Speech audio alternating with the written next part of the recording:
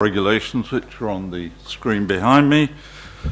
There are no practice alarms planned for this evening, so in the event of an alarm sounding, please leave the building as quickly as possible by one of three exits. 1, 2 and 3. We assemble across the road under the canopy outside Waitrose. Can I ask everyone to switch mobile phones to silent or to off? And members of the public, can I just say, as a committee, we understand the matters under consideration tonight may be rather emotive. However, I'd ask you to respect those around you in the public gallery and the committee and refrain from expressing your feelings by booing, cheering or any other form of disturbance. This is a meeting held in public. It is not a public meeting. And I particularly ask the public speakers to refrain from any form of intimidation, bullying or threats. Please do not criticise the officers. They can't answer back. That's part of our procedure. And I feel that the meeting, that's the way the meeting is conducted, and I will stop you speaking should you be in any way out of order. As the meeting's being webcast, can I just introduce the officers sitting in front of me? Lewis Jones from our legal department, Chris French, the Senior Planning Officer, Flo Taylor, Senior Planning Officer, Peter Cleveland, Head of Development Control, and Elizabeth Sims, the Head of our Planning Department. So that's that. I think, members, I would now move forward. Apologies for absence. Emma. We've had apologies from Councillors Anna James, Pat Frost, Dennis Lee and Mike Band. Councillors Patricia Ellis and Andrew Bolton are in attendance as substitutes. Thank you, the substitutes. Declarations of interest. Emma? I believe there's none before the meeting except for Councillor Borozeski. Carol. Thank you, Chairman. I'd like to declare a non-pecuniary interest in application WA 2017-03-0738 Little Mead, Allfall Road, Cranley. And Chairman, with your indulgence, I feel it prudent to explain why and without prejudice. I was the subject of a Members' Code of Conduct issue by person or persons related to applications WA 2015-0478 and 0738. A letter some time ago was written making some serious personal and professional allegations about me that were proved untrue and unfounded. No evidence was ever submitted to support their claim. At the instruction of the complainant, the content of his letter, including his name, must remain confidential. This is at his request and not at the request of Waverley. No self-respecting person, councillor or not, should have to put up with or endure such bad behaviour or an insult on character in which I believe was an attempt to keep me out of the chamber. My family and my personal integrity are of utmost importance to me. Therefore, I continue to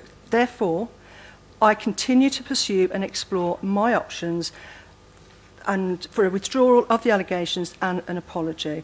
So to my colleagues, to you, Chairman, and to our residents, I apologise, but I will have to leave the debate when it comes to that matter. Thank you, Chairman, for your indulgence. Thank you very much, Councillor. I'm sorry that you've been placed in that position. Questions from members of the public. Have we any? None received, Chairman. Thank you. Chairman, have we dealt with approving the minutes? Thank you, Councillor Goodrich. We have not. The minutes of the previous meeting held 10th July. They've been laid on the table for the last 30 minutes. Is it your wish I sign them as a true record of that meeting? Thank you very much, and thank you, Councillor Goodrich.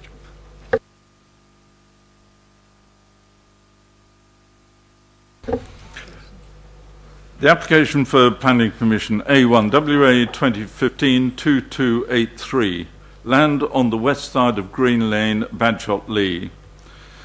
It's an outline application with all matters reserved except for access for the erection of up to 105 dwellings, including 32 affordable, together with associated works. And I turn to the Planning Officer, Flo Taylor. All yours, sorry. Thank you, Chairman. Just firstly, before I start looking at the update sheet, there has been one additional letter of representation raising objection. It didn't raise any new material that hadn't already been covered within the agenda report.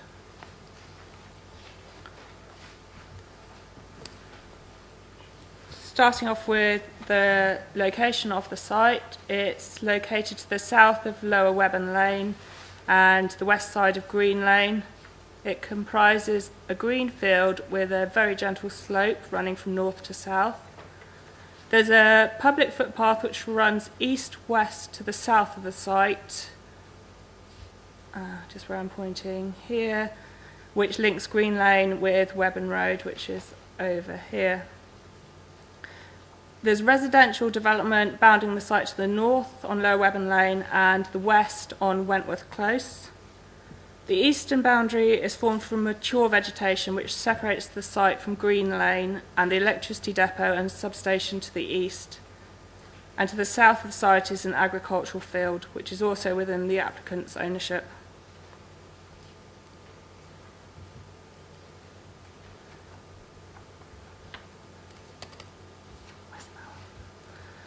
As an update, since the agenda report was written, the judicial review challenge to the Farnham Neighbourhood Plan has been dismissed, and the Farnham Neighbourhood Plan now forms part of the development plan and is therefore accorded full weight, rather than the substantial weight it was given in writing the report. The Farnham Neighbourhood Plan should therefore be accorded the most weight out of our plan documents for this area, as the 2002 plan is out of date and the draft local plan has not yet been adopted. Notwithstanding this slide shows that the site is located in an area with conflicting policy. The site is located outside of the settlement area of the 2000 local plan, which is shown with the black line, and is therefore located within the countryside beyond the green belt. You will also see that the area is enclosed within the red built-up area boundary of the Farnham Neighbourhood Plan, as it is an allocated development site for 105 dwellings within the Farnham Neighbourhood Plan. The site is also an allocated housing site for this quantum of development within the draft local plan.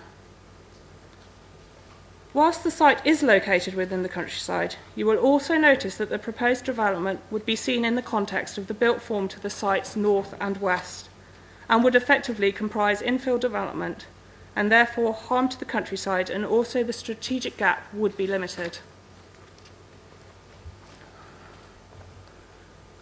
This is just an aerial plan. It shows the greenfield nature of the site and its relationship with existing development.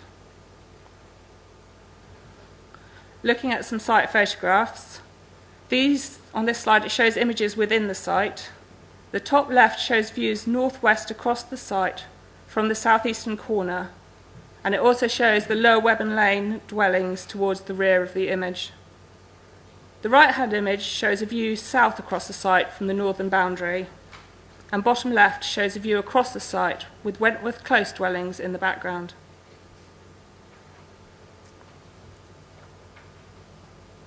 The second slide of site photographs show where the access will be. The top image shows a view across the north of the site, showing where the entrance to the site will be approximately be formed. Bottom right shows where the access will be formed with Green Lane, and bottom left shows a view north along Green Lane from the proposed access towards Lower Webburn Lane.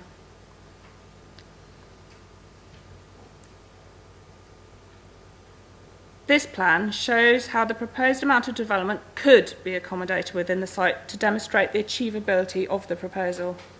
However, as this application is outlined with access considered, considerations comprising appearance, layout, landscaping and scale would not be considered until the reserved matters stage, should you resolve to grant planning permission.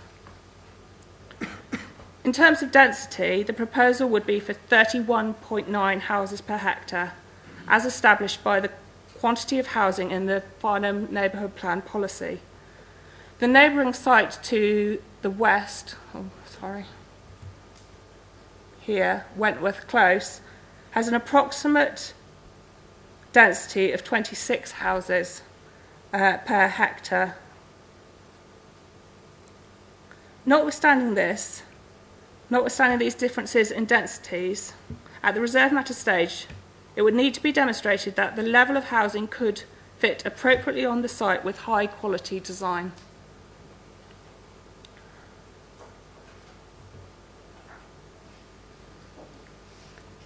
This image shows how highways works agreed by the County Highway Authority in the immediate vicinity of the site. A new vehicular access would be formed onto Green Lane, and it's where the arrow is pointing now, and measures would be implemented to restrict turning movements into and out of the site from and to the southern section of Green Lane, which runs, lost the mouse again, down here. The new junction with Green Lane would incorporate a central traffic island, signage and other engineering operations such as a rumble strip and signs, which would change the priority in favour of traffic entering and leaving the new development.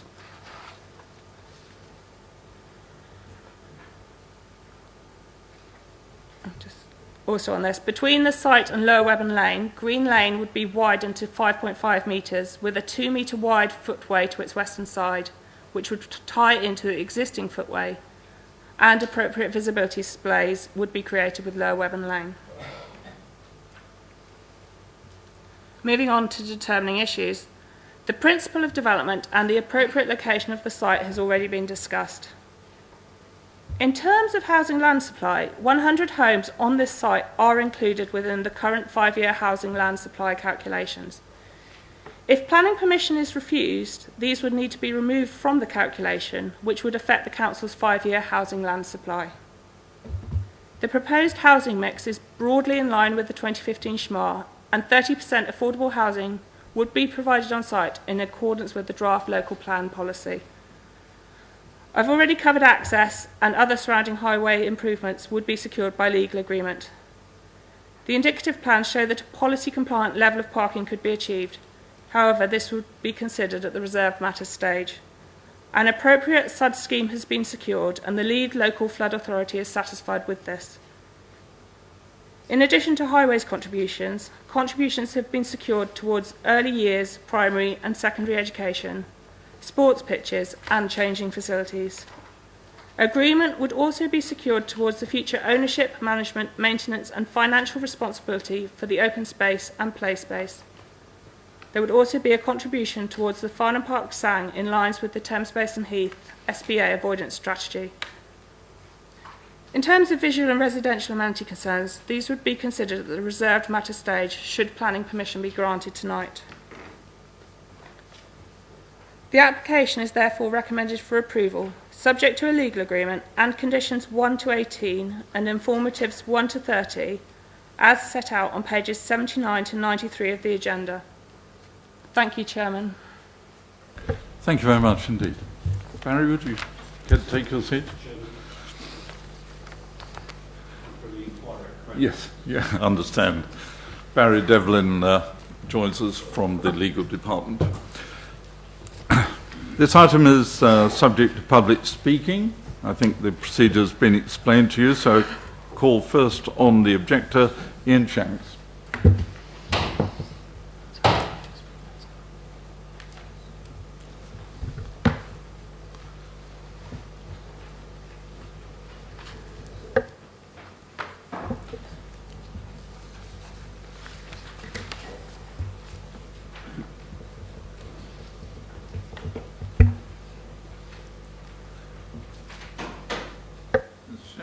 Mr. Shanks, you have 4 minutes from when you start speaking.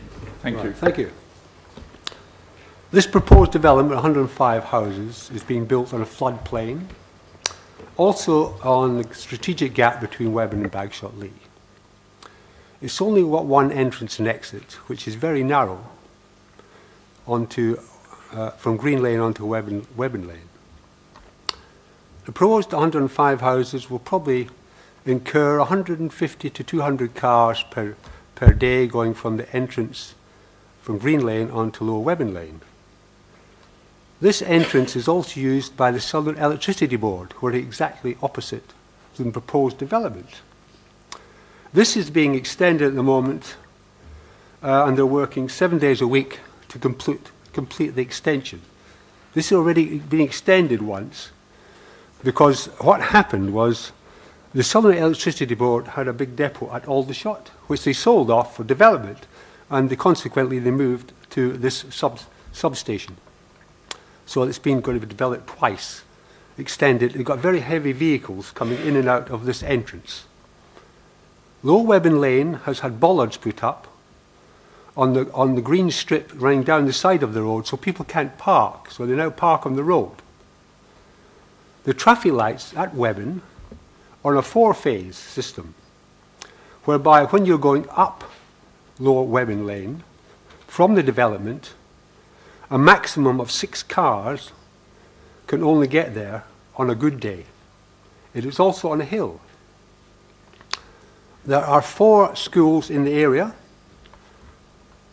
within a quarter of a mile's radius, and there are about 3,000 pupils go to the school. There is also proposed development from the road running from Runfold straight through to the traffic lights at Webben. One's been approved, and 2, I think, if I remember correctly, there's 104 houses opposite Swift Shore, which are on appeal. 80 dwellings have actually, St George's Road, have been given permission to build, which they're building at the moment. There's 254 dwellings at Tongan Road and Runfold, which is pending. There's also, and this Webben actually runs into Aldershot. So Aldershot is now building 3,850 dwellings in Aldershot, which will directly, I presume, traffic-wise, affect this new development.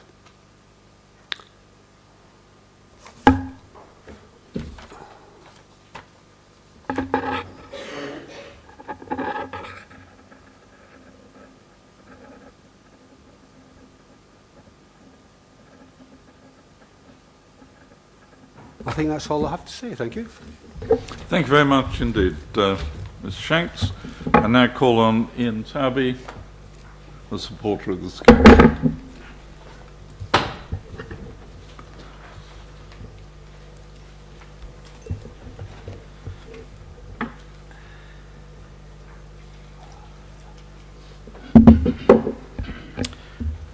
Thank you. Good evening. First, I should provide some background to this application. The land at Green Lane was sold off as individual leisure plots in the 1970s. The applicant has spent more than 10 years assembling the plots and an option to represent the remaining owners.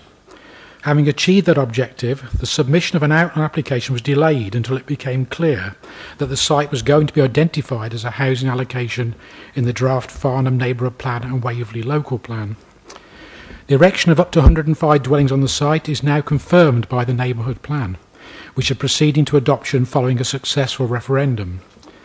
That number is to be reflected in the modified local plan, which also proposed to remove the strategic gap notation from this area. I'll stress that the applicant is not a house builder. He's a developer whose aim is to obtain a beneficial outline planning permission and then offer the site to the market. It is for that reason the application is in outline form rather than detailed. The scale, layout and appearance of the houses and the landscaping are reserved matters, although access is to be considered at this stage. Over the last 18 months, the application has evolved in discussion with your officers. This collaborative process has introduced changes to the illustrative layout, although the overall mix of unit sizes and tenure has remained consistent with the Council's adopted and emerging housing policies. The most recent changes made after the committee members' site visit include reducing the height of the townhouses and apartments to 2.5 rather than 3 stories.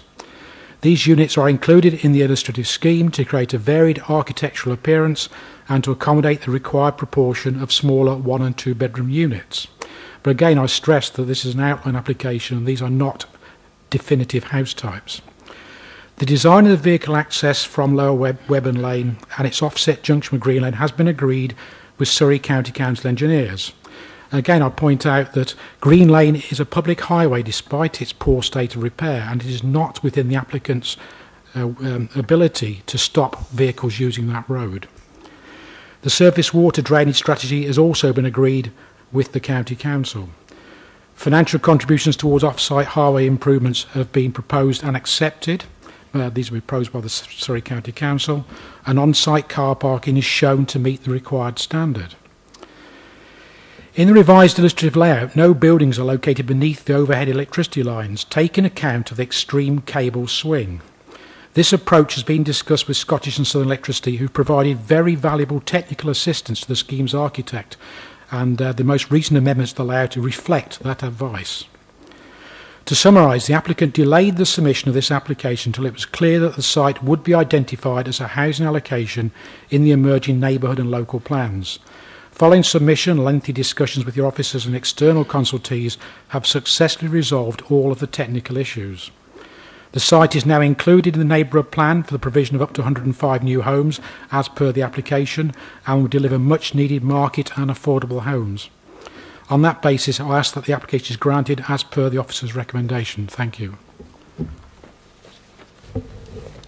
Thank you, Mr. Darby. Members, I open the discussion to you.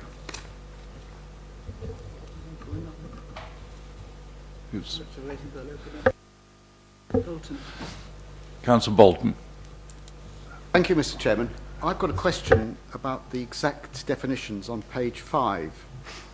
The outline application, which is underlined at the top of the page, speaks of up to 105 dwellings, including 32 affordable. In the possible event of the applicant not building 105, would the applicant still have to build 32 affordable, or would the number be scaled down in proportion? Thank you. Thank you. I turn to Peter Cleveland. Thank you, Chairman. Thank you, Councillor Bolton. The number of affordable dwellings would be fixed in detail in the legal agreement, so you would have 32 dwellings provided as part of the scheme. 32 affordable dwellings would be secured in the legal agreement, even if they were to, say, build 101 or 102. So, answer to your question is yes. Please do. Do we, at the present stage, question the financial viability of that? Again, Peter. Thank you, Chairman. We had some discussions with the applicants about that, but they haven't put forward a formal challenge in terms of viability, and what they're proposing they say they can deliver. So, thank you. Thank you very much. Councillor Adams. Could we have another look at the access on Green Lane on the screen? So are we saying that that bit of road, or that bit of road from the access of the site, which is obviously there, 2 lanes with a small island in the middle, to Weyburn Lane is only 5.5 metres across? So are we putting traffic lights on there to stop people blocking the road? Peter Cleveland. Thank you, Chairman. That is a sufficient width to have two-way traffic. My understanding is 4.8 metres is actually the minimum width for two passing vehicles, and it's obviously over and above that. County Highway have looked at it and considered it to be an acceptable width. The level of movement is proportionate to the level of development there. Obviously, we've heard from the local resident about the neighbouring plant electricity site where there's vehicles, but that's all been taken account of in the highway assessment, and the width, together with the dedicated footway, is considered to be acceptable, and no further sort of traffic lights or any measures are required on those grounds. Thank you, Chairman. You want to come back or continue, Councillor Adam? So you can get 2 white vans going in opposite directions, passing each other in that section, can you?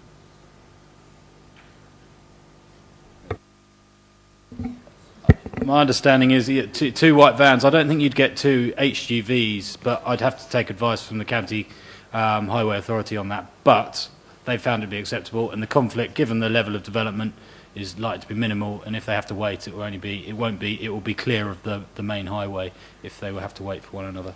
Thank you, Chairman. Councillor Coburn.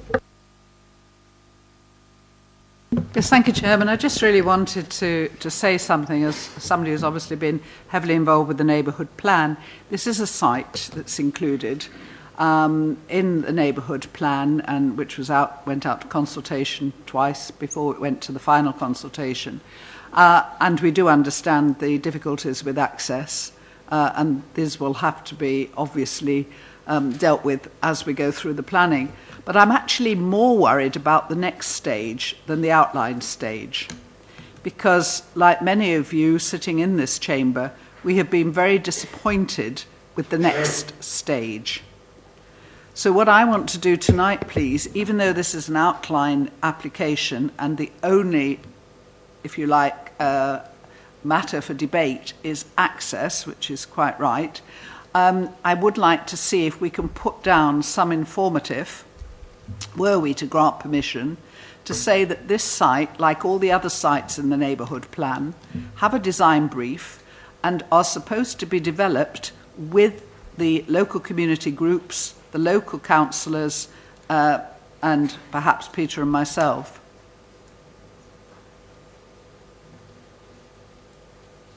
Sorry, I was going to get a direct answer. I wasn't sure what you were saying.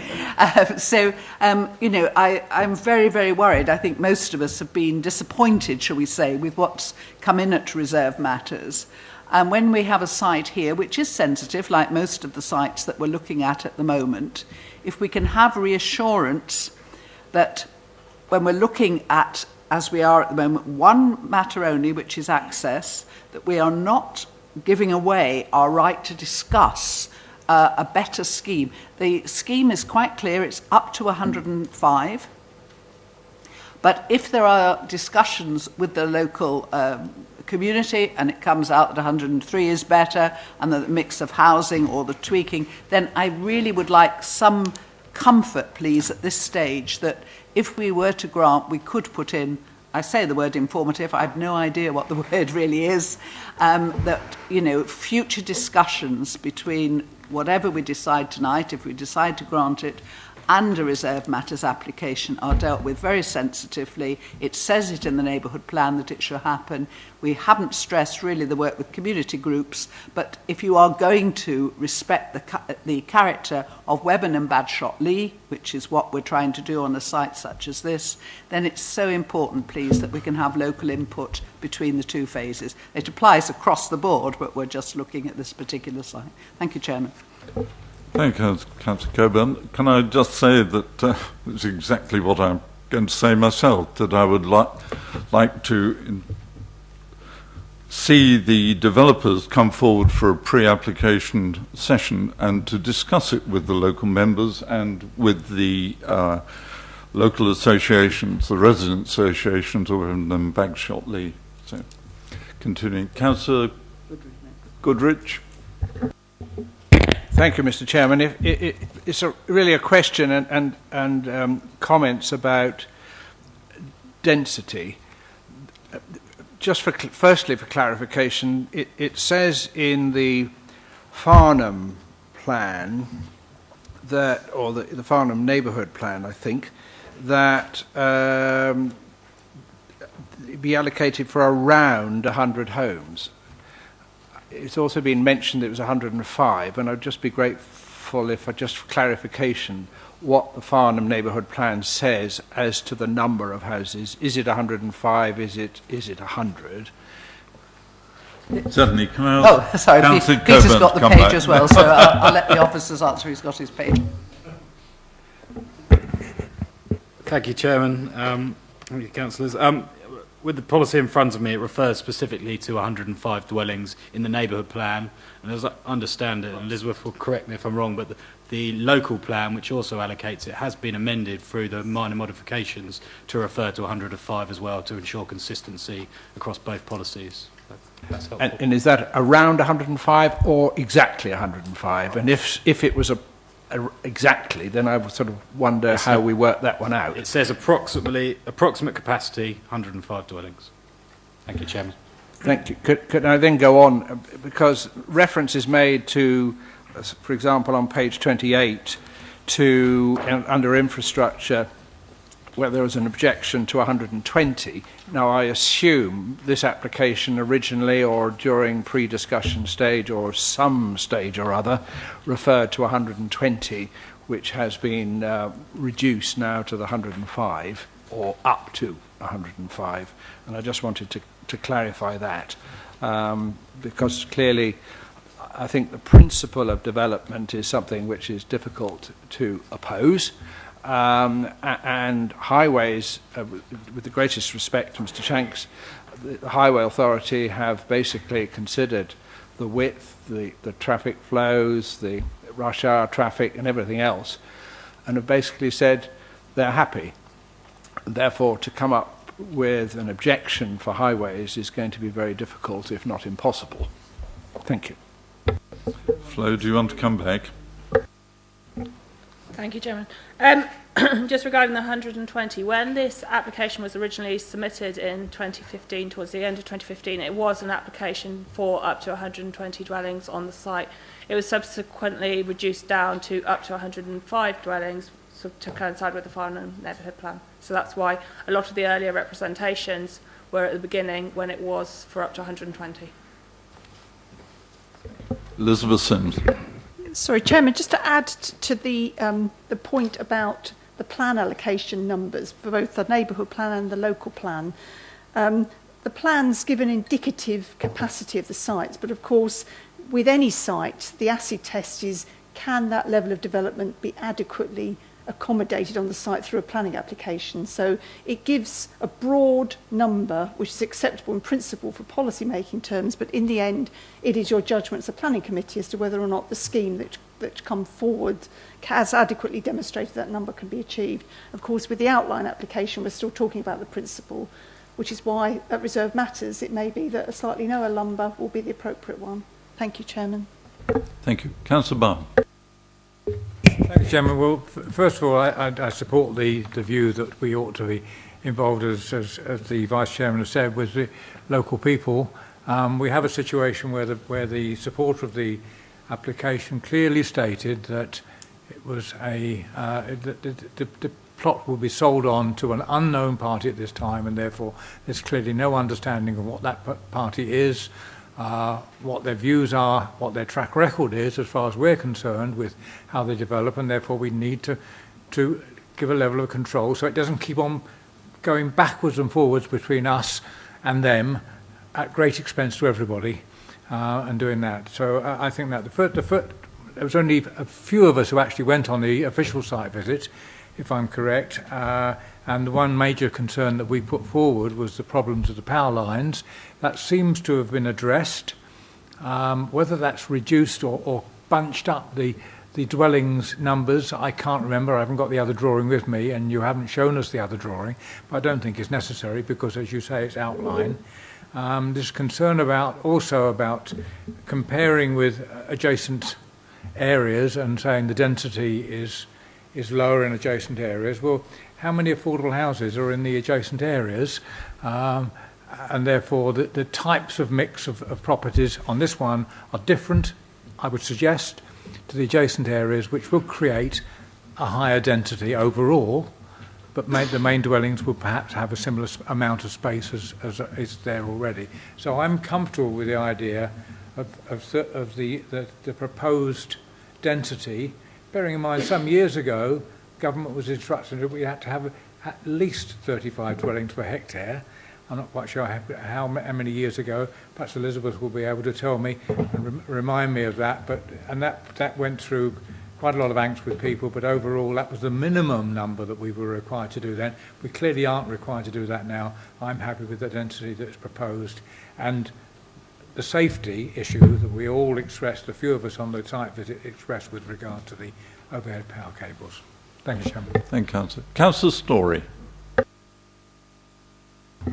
Thank you, Mr. Chairman. First of all, I'd just like to say that I have great sympathy with the point of view put forward by the objector early on.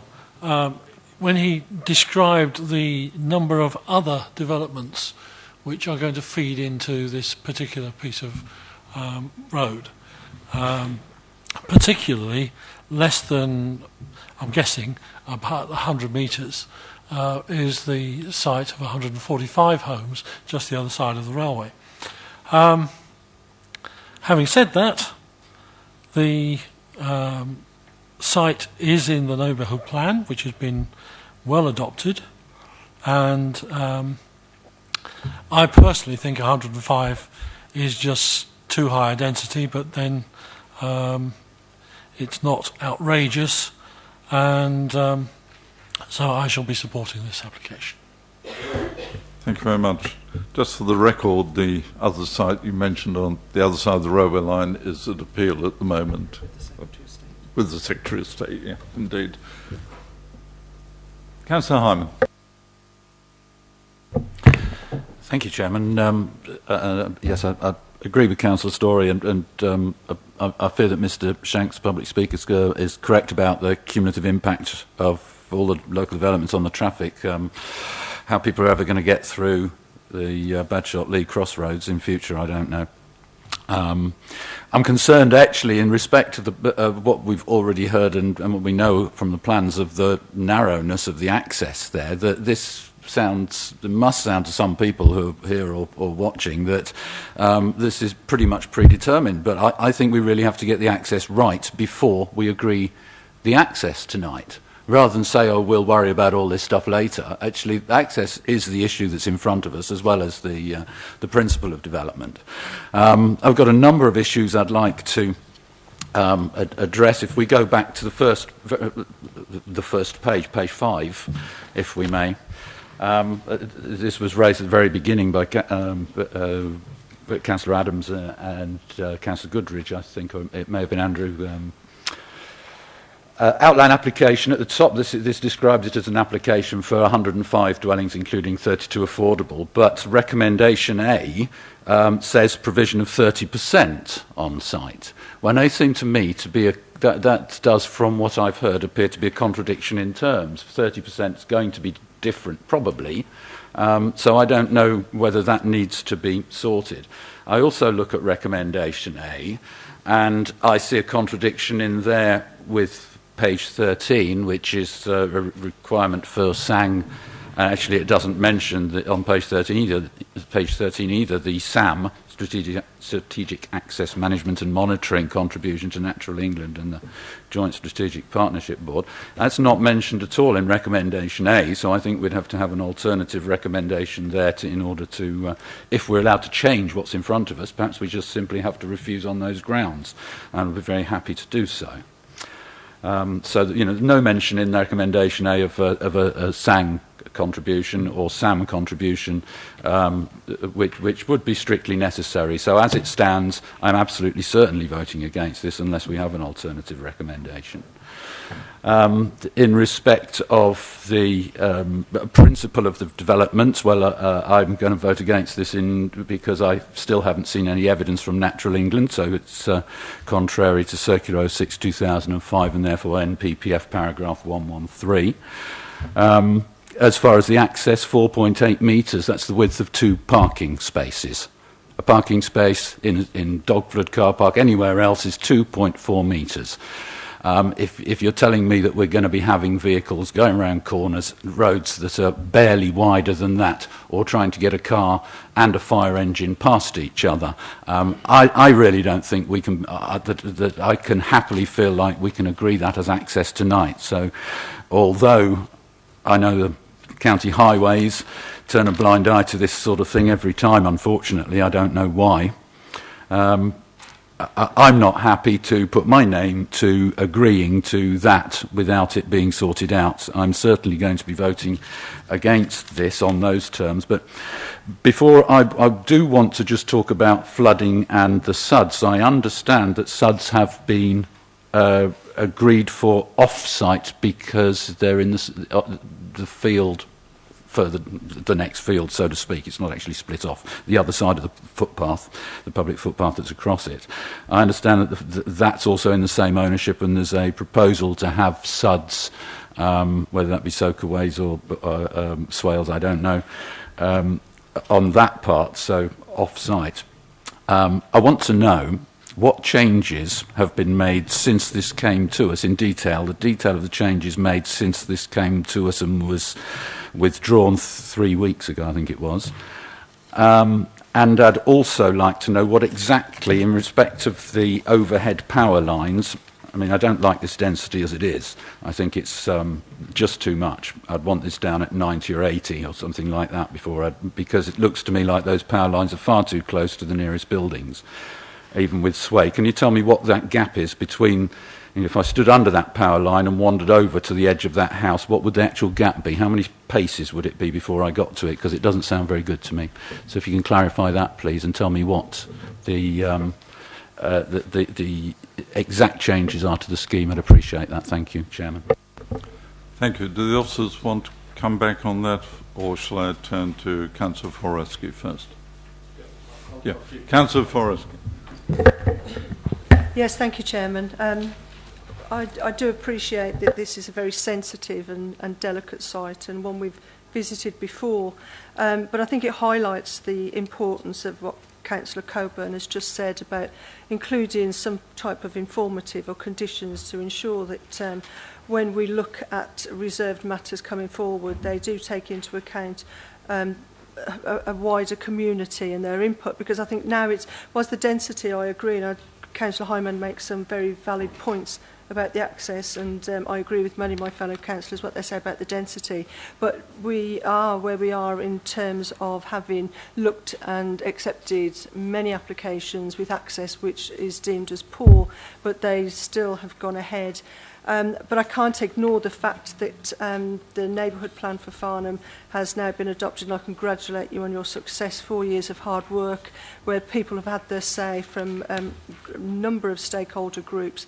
We can't ignore that that carries great weight, and I would definitely be encouraging to see within the report an informative or a condition that, and for future applications as well, where there's a neighbourhood plan pending or approved, that we do look at having conditions in there to make sure that the views of a wider community are accepted. And I think if I go back to an application we looked at some time ago, it was Cranley Brick and Tile, where there was a condition in that report where a stakeholder group was set up, and it involved various people from the communities, including the parish council, who actually shaped the future of the development, and to date I believe is proving very, very successful. So reluctantly, because again of the nature of the site, but having said that, I'm going to appreciate what the neighbourhood plan says, because they're the people who wanted it, they're the people who have worked for years to form their neighbourhood plan. So I will be approving this recommendation tonight. Thank you, Chairman. Thank you very much, Councillor. And I'll turn to the officers to talk about the lead local flood authority and Surrey County Council Highways, I think. Thank you, Chairman. I think that there's a few points for me to pick up. I'll try and cover those all off in one go. I'll start with the recommendation, if that's okay. Councillor Hyman's entirely correct in terms of the recommendation A should refer specifically to a contribution towards the SANG in accordance with the Thames Basin Heath Avoidance Strategy. You would have seen it in the detailed heads of terms it is referred to, and apologies, it just hasn't been carried through, but that will be secured as part of the league agreement, so you can be confident that you've got a scheme coming forward that's fully compliant with the adopted Thames Basin Heath Strategy. So, Chairman, with your agreement, we'll add that wording into the recommendation to members, so apologies for that. In terms of the highway width, I will just come back to that because I mentioned it before, but while you were talking, I was just pulling up the County Council's specific advice on it, and I'll take this as specific which they were using. For schemes serving between 51 and 300 dwellings, they recommend, and with on-street parking, which isn't the case in terms of the access road, is a minimum width of 5.5 metres, and that is what you've got before you. And looking for HGVs, they will need to accommodate each other. They won't be able to pass at the same time, but light good vehicles, so vans and things, would be able to at that width. So hopefully that's just helpful to clarify the position. I'll come back to the point on density, because that's been raised a number of times.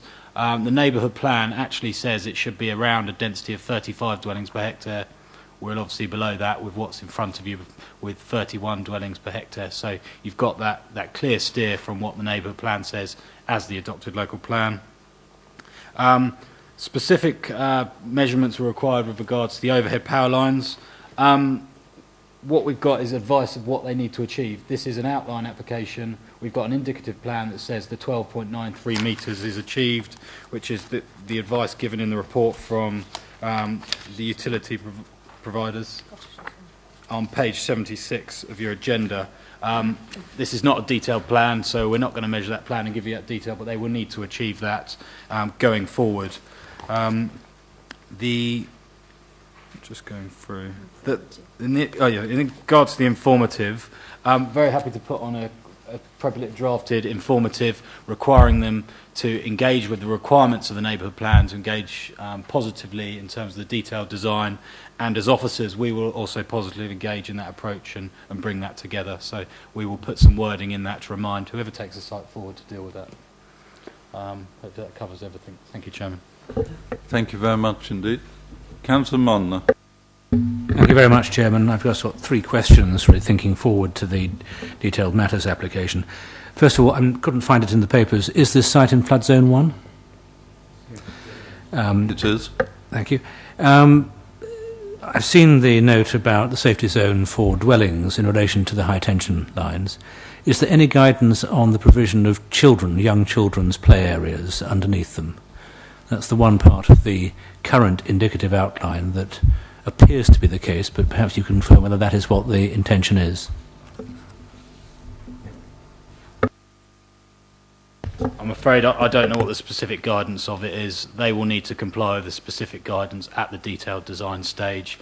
We will ask that specific question for you, so thank you. Thank you. And my last question is, I do understand why the objector was concerned about what I think are properly called in-combination effects. And could I just ask how we, as a local planning authority, think about these things in terms of traffic flows when there are so many applications coming along at more or less the same time?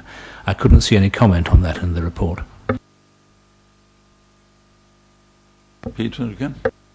Thank you, Chairman. I'm just trying to find the specific page because I read it a moment ago, but specifically the transport assessment, for one, considers the cumulative impact. And, for example, whilst we don't know the outcome of the 140-unit scheme, it did take account of that coming forward. So that's been taken into account sort of cumulatively.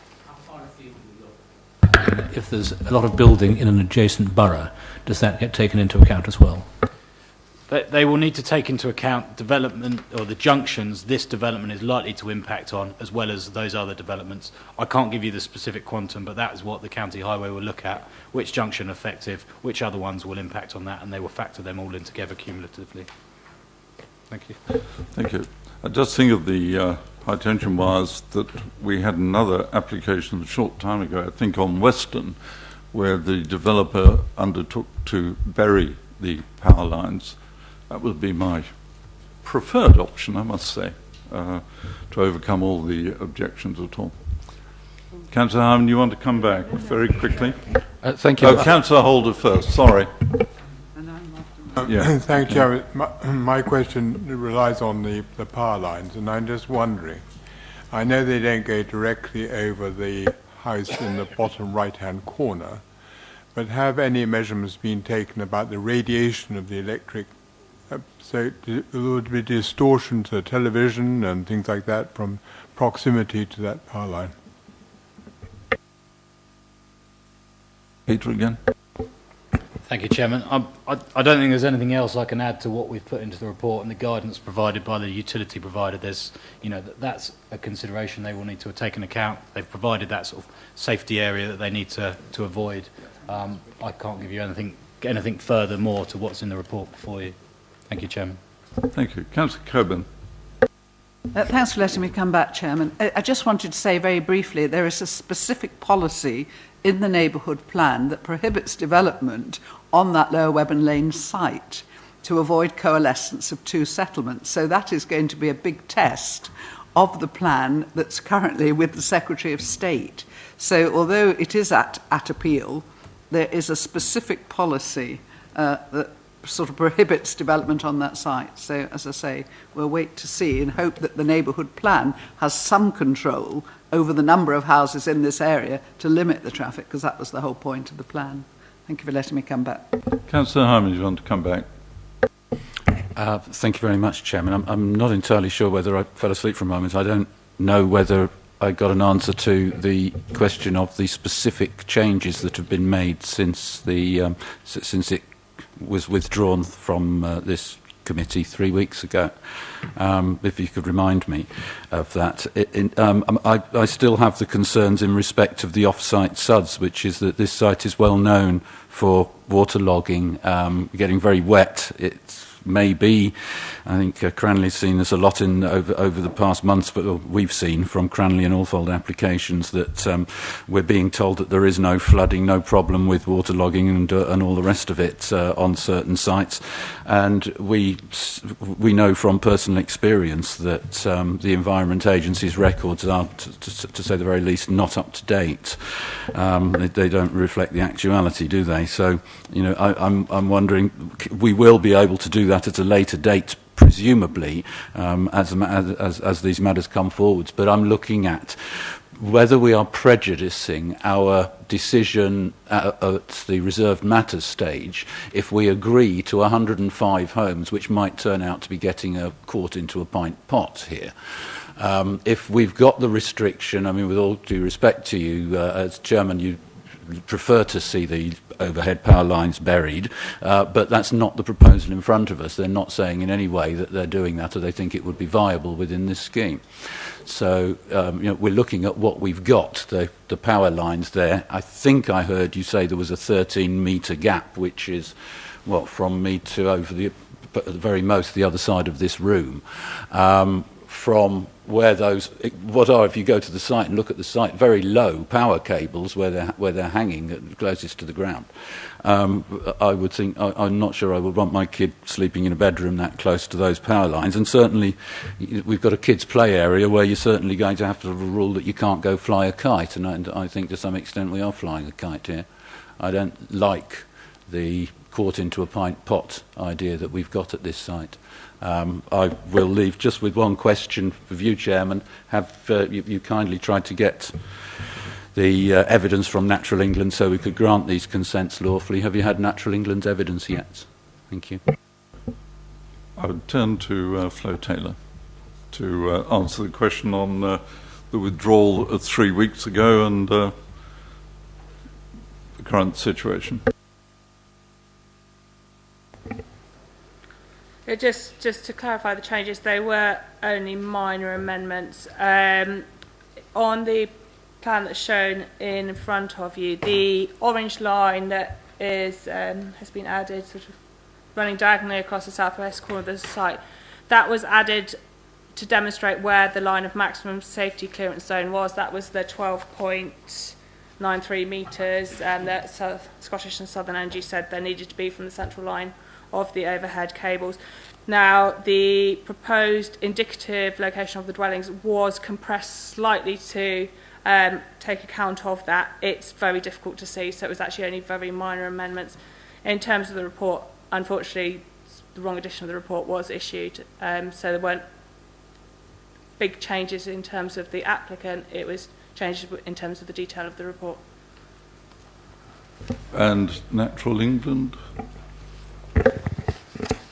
Thank you, Chairman. Obviously, Natural England were consulted on the application, as to a Surrey Wildlife Trust, and also we had comment from RSPB. They're all satisfied that the development is being carried out in accordance with the council's, if it's carried out in accordance with the council's adopted avoidance strategy, there would not be an adverse impact on the SPA, likely significant adverse impact on the SPA. That is the advice we're getting from the relevant bodies that provide us with advice, and that is in accordance with an adopted avoidance strategy of the council. Thank you, Chairman. Councillor Gray. Thank you, Mr. Chairman. I refer to page 13. There's a comment in there about future ownership and management and maintenance and financial responsibility for open spaces, including lap and leap. But I actually can't find any other reference to it, and there certainly doesn't appear to be a condition to that effect. My supplementary would be about whether, as already been mentioned, the location of that play area, it would seem to be not necessarily be the most appropriate place to put it, not just because of the electricity power lines, but there are other options in there which would make it more accessible to the whole of the estate, rather than stuck away in a corner there so that they can swing off the power lines. Councillor Earls. Thank you, Mr. Chairman. I'm just wondering what the relevance of the attenuation ponds along the southern boundary. What is their relevance? Because they're not in the site, so they are not part of this development and aren't on land that would be sold as part of this development. I can't quite understand what they're shown for, because presumably when the site is sold, it'll be the red line site that will be sold, and the parcel below it, albeit in the same ownership, will belong to somebody else. So I can't understand what's going on there. Thank you. Peter, do you want to come in at that point? Yes, thank you. I'll take points in reverse. Just start with Councillor Else. We have got a drainage plan. They're proposing the attenuation pond outside of the red edge, but on land currently within their ownership. So we've got a condition to require full detail of the drainage basin, and the point of the basin is to have to allow the discharge at an appropriate rate to the watercourse, which sits further south to the site, but it's necessary that it has to go through that land. So whoever's bringing forward the development, if they are to bring forward that drainage strategy, they will need to have access to that land, and whether that's ownership or not, that's a point for the developer, but they will need to have access to be able to deliver that, and is currently part of their ownership, so it's appropriate to condition it rather than secure it as part of a legal agreement. Do you want to pick up the second point on Councillor Gray's? So you'd referred on page 13, that's actually the section 106 heads of terms, so that will be drawn into the section 106 rather than conditions. So that's why it's not carried through the conditions on the back of the agenda. Yeah. Thank you, Chairman. You want to come back, Councillor Gray, on that? Yeah, well, thank you. I know it says section 106, but it's the only reference to it, and normally there's a requirement for a development of this size to have, well, I would think to have a leap. You're not saying how much, you're not saying how many, you're not referring to it in the body, you're not putting a condition in there, and we've already heard that this is going to be sold on. I'm not entirely happy with your explanation on that. I think there should be something in there which says there will be a leap, and something to do with the appropriate location of it. Thank you. Peter? Thank you, Chairman. We can secure it as part of that, but as you'll be aware, the policy requires the provision of development of this scale to provide a leap and a lap. So when we're looking at the detailed or the reserved matters, to comply with the emerging draft policy and the guidance within that in the local plan, they will need to provide that. So we obviously will assess the reserved matters against that. But if members feel they need additional comfort over and above what the policy says, we can add an additional condition in it or strengthen the obligation. But they will have to have that going forward in accordance with the policy for reserved matter. Thank you, Chairman. Thank you. Now, I've got two members who want to come back again. Have you got any new points to raise? Councillor Hyman? I thought I read somewhere in here in respect of the off-site SUDs that there would need to be a separate planning application. Have I misunderstood that? That actually it's just under a condition, or would that have to come as a separate planning application? To pick up on what Councillor Gray just said in respect of play areas, the yellow dot to the left of the bottom left-hand corner of the site, southwestern corner, is a play area, for existing one for Wentworth Close, and below that is a great big recreation ground. It's the local rec, and so all the houses in the bottom left corner are going to use that anyway, instead of whatever is is provided by this development, presumably, and I'm not particularly happy about that bit, but that's down to residents. This is what happens, obviously. Yeah, my question, actually, I asked the question of have Natural England provided with the evidence which you tried to get for us. I didn't ask whether it complies with policy. I asked whether it was complying with the law, in effect. So can I have an answer to that question, whether Natural England have provided the evidence that you tried to get? Councillor Forrest, first of all. Thank you, Chairman, and thank you for allowing me to come back. One of the things that swayed me to support the officer's recommendation here is the Farnham Neighbourhood Plan. And going back to the comments made earlier by Councillor Carol Coburn in having what I believe should be robust informatives and conditions, because what I'm worried about now, having listened to other comments, we've seen in the past many applications coming back to committee. We've seen it in the past, and I've no doubt we're going to see it in the future, where amendments are made at a later date because of viability issues or other issues that weren't at the time clear to us. And I'm hoping the neighbourhood plan process, working with its stakeholders with robust informatives and conditions, can protect us from wasting more officers' time, more members' time, more taxpayers' money by addressing those issues at another point. And that's why I'm swayed by what's been said, and I'd like reassurance that that's the way forward, if possible, or am I misreading the input of the neighbourhood plan? Thank you, Chairman. I was going to say the neighbourhood plan is made. Councillor Coburn, do you want to... Just for some reassurance for you, Councillor Forashewski, when we had the land south of St George's Road, we had robust discussions with local members, with the local community association, until we got something that everyone was as happy with as could be, the developer as well. And that's how I see the model of the neighbourhood plan. You know, we have discussed this over and over again, and, you know, the thought of it not being continued to be discussed is just unthinkable. But you're right, we have to make sure that that's built into the process. Elizabeth Sims. Chairman, just to help members on that, while the debate was continuing on that, I did scribble some notes about the informative that Councillor Coburn suggested that we include. And as Peter said, we certainly will include that. But just to pick up on that, if I could suggest what it might say, and it might perhaps bring together the model that the Councillor Coburn is hoping will continue from St George's Road. In relation to the subsequent reserved matters applications pursuant to this outline permission, the applicant is requested to, 1, engage in pre-application discussions with the local planning authority prior to submission, 2, engage in community consultation in the development of the design and layout of the proposal, and 3, that the reserved matters will have particular regard to the policies in the Farnham Neighbourhood Plan and the guidance in the Farnham Design Statement.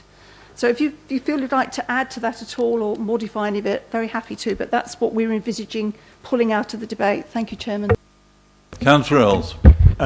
Yes, sounds very good, Elizabeth, but I think we probably need to tighten up on who the applicant is, because the current applicant will be long gone, so it needs to be the applicant of the detailed application. Thank you. Certainly can add that in. Thank you. And one final comment on Natural England, I think, for Councillor Hyman. Yes, Chairman. Thank you, Councillor Hyman. I think you've asked whether or not there's any evidence from Natural England that the approach that we, along with other planning authorities, take in relation to the avoidance strategy is sound. All I can do, Chairman, is just rehearse the advice we give you members, that you do have an avoidance strategy which is consistent with the Thames Basin Heaths delivery framework. It's been ratified by Natural England, and it is, as far as our lawyers are concerned, as far as we're concerned, Natural England, it is a lawful basis upon which to be satisfied that development is satisfactorily avoiding an adverse effect on the SPA, and so therefore it is valid and it is lawful. Thank you, Chairman. And it was tested at the judicial review, wasn't it? So there we go. Can I move now to the recommendation, members? Recommendation A, that subject to the applicant entering into an appropriate legal agreement within 6 months of the date of the committee resolution to grant planning permission to secure the provision of 30% of on-site affordable housing contributions towards education, infrastructure, SUDS management and maintenance, play space provision and maintenance, open space management and maintenance, contributions towards off-site play pitch improvements, off-site highways and public footpath improvements, and travel plan, and subject to the conditions and informatives, with the addition of a further SANG contribution, which we need conditioned, Peter, I think, and an informative as read out by Elizabeth Sims. Do you want to make comment on the SANG contribution as a condition at this point, Peter? Thank you, Chairman. Rather than condition for it to be in the legal agreement, so it's towards the Section 106 legal agreement to provide contribution towards the SANG in accordance with the Thames Basin Heath avoidance strategy. Fine. Thank you very much indeed. So, members, you've heard the recommendation A. Those in favour, please show. 1, 2, 3, 4, 5, 6, 7, 8, 9, 10, 11, 12, 13, 14, 15, 16, 17, 18, 19. Those against? 1. Abstentions? That's it. Fine. So that is granted. A recommendation B, that in the event of an appropriate legal arrangement is not complete within 6 months of the date of the resolution, the grant planning permission be refused. Those in favour of recommendation B, please show. That's 19. Those against? That's it. Sorry. Abstention? None? Okay. Thank you very much indeed. Thank you for your attendance, Councillor Forowski. Yeah. Off to Tesco's or somewhere. Again. Right, move on to... Yeah. Flo, are you off? Okay, thank you.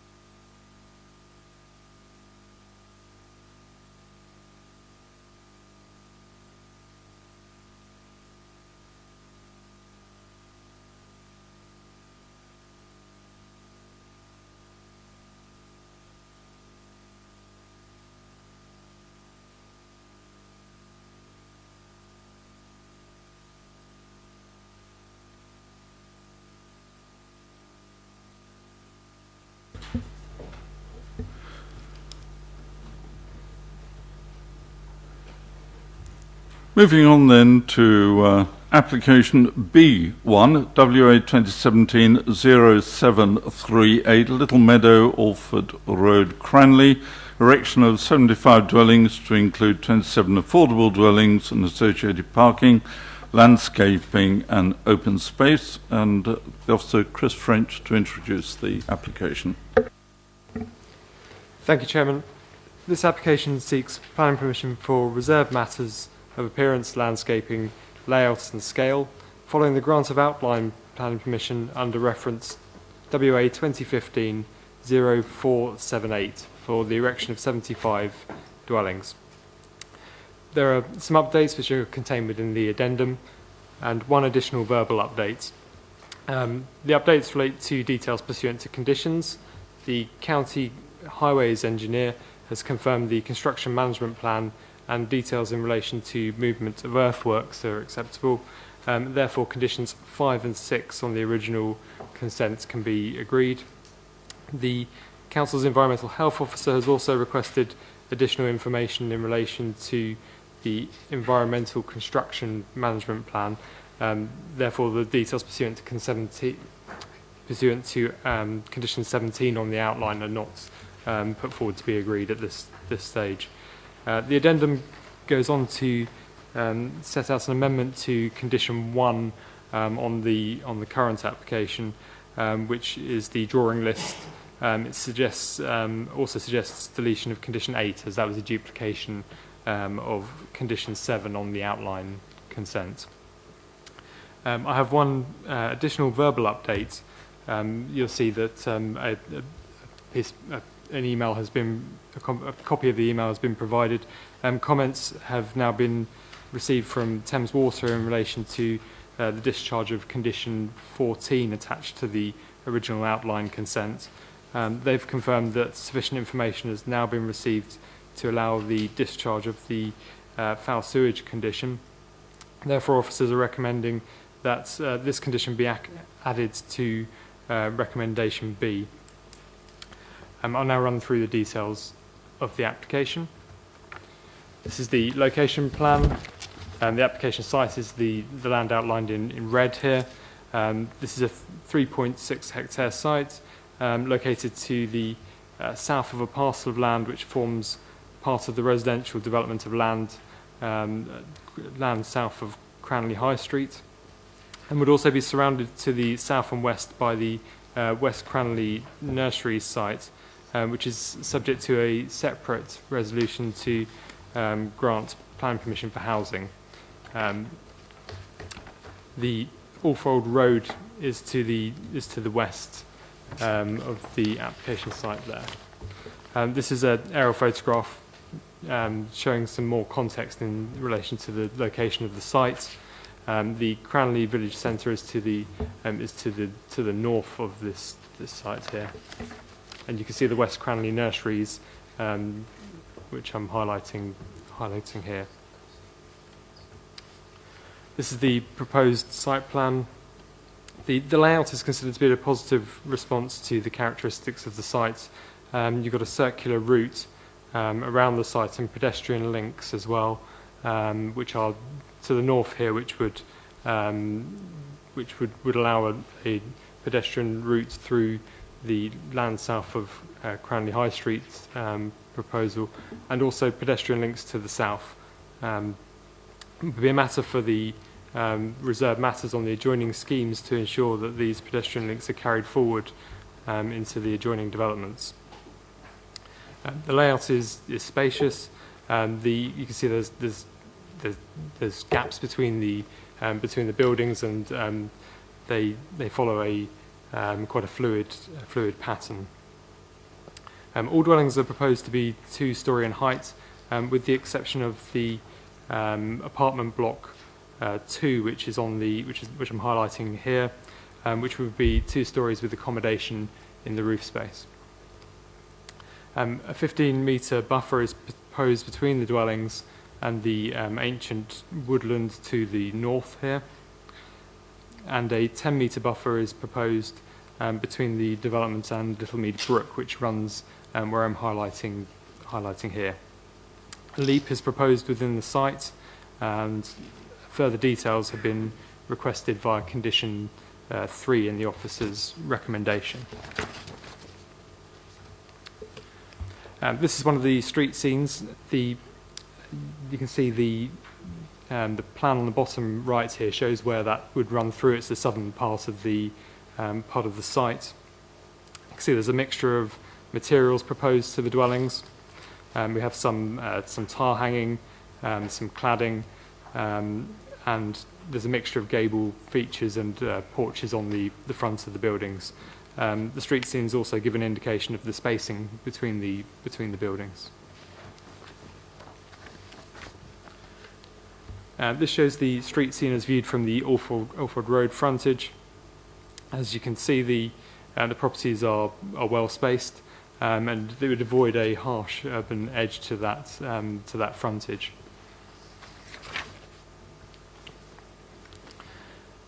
This plan shows the properties along the northern part of the site. Whilst these are all detached properties, you can see there is a variety to the building types. Then they're not all following the same materials either. You've got a mixture of designs there. And this is one of these are 2 illustrative visuals that have been provided. The plan in the bottom left-hand corner shows where that view is. So that's the northern section looking across the area where the leap would be, and this is looking along the run of detached properties that I showed earlier.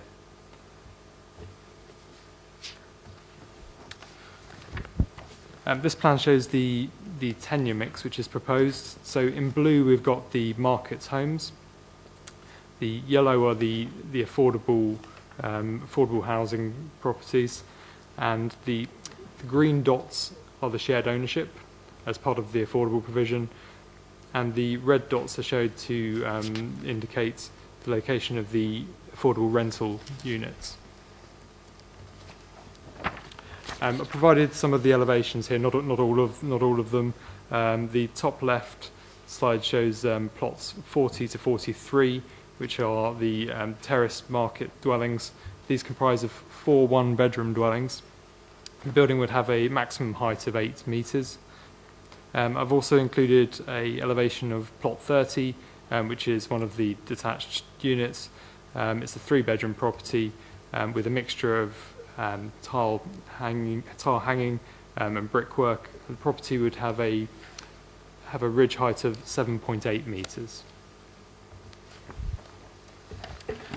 And this is apartment block 1. As you can see, it's two-storey in height. It provides 6 one-bedroom units and would have a maximum ridge height of 8.8 metres. And I've also shown the elevations here of apartment block 2. This is the tallest of the buildings with a ridge height of 10.4 metres. The building has been broken up in sections with gable features and the accommodation in the roof within kind of low dormer windows there. So officers consider the scale and design of the building to be acceptable. These are some of the photographs of the sites. The top left is taken from the Orfold Road looking towards the site, and you can see the hoarding that's up there at the moment. That's the frontage of the site. And the bottom right is a photograph taken from the rear of the site. I've marked it as B on the plan below, looking from the rear of the site towards the access. And this is another photograph from within the site, looking towards the northern boundary, which is largely wooded. This slide splits the considerations into matters of principle and technical opinion and matters of judgment. With regards to the matters of principle and technical opinion, we have the principle of development at the top. This has been established as being acceptable through the grant of outline consent. With regards to matters of parking, access and highway safety, the internal arrangements have been assessed by the County Highways Authority and are considered to be acceptable. Parking provision also complies with the relevant guidance. Detailed information has been submitted in relation to flooding and drainage. This is considered to be acceptable, and the SUDS conditions attached to the original outline consent can be agreed, which is part of recommendation B. Turning to the matters of judgment, the application seeks permission for reserved matters in relation to design, scale and layout. Taking these matters into consideration, officers are satisfied the scheme is acceptable in character terms. The layout of the proposed central loop is positive in character terms, and the design of the buildings are considered to be acceptable. Furthermore, with regards to the impact on residential amenity, officers are satisfied that the application is acceptable in that regard. Therefore, the recommendation is as set out in the addendum and as updated verbally, which is recommendation A is to grant consent for the reserved matters subject to conditions 2 to 7 and conditions 9 and 10, with recommendation B being to agree details pursuant to conditions 5, 6, 9, 11, 12, 14, 23 and 36 and 37 and 39 of the outline consent. Thank you, Chairman. Thank you very much, Chris. Just before we move on, I make a couple of comments. One was the arrival in registered post and everything else to all members, registered or recorded delivery, which involves some of us in a little expense, going trotting off the local post office and what have you, which is a bit unfortunate. Can I turn, though, to a letter that was addressed to Mrs. Sims and copied to us all from the Phil Price, the chairman of the Cranley Civic Society. I did reply to this, amongst other things, pointing out that it was an application not due for public speaking because there had only been 3 registered objections to the application. Under our rules of procedure, we require 5 applications, objections to that application, so that was pointed out. But I will now ask the lawyers to address the matter of concern in this letter from the Cranley Civic Society. So, Barry or... Thank you, Chairman. I'll take this one. I've prepared a short statement just in relation to that letter, which I'll read out for members now. Members are aware of the letter that we've received, in which Cranley Civic Society threatened to judicially review the Council on water quality grounds in the event this committee resolves to grant permission this evening. In light of this letter, I'll provide a brief summary of the Unvelt case, which was referred to in their letter, and clarify what effect this judgment should have on how this committee determines this planning application. The principal implementing regulations for the Water Framework Directive in England and Wales are the Water Environment Regulations 2003. The Unvelt ruling has raised doubts over the adequacy of the transposition of the Water Framework Directive in national law.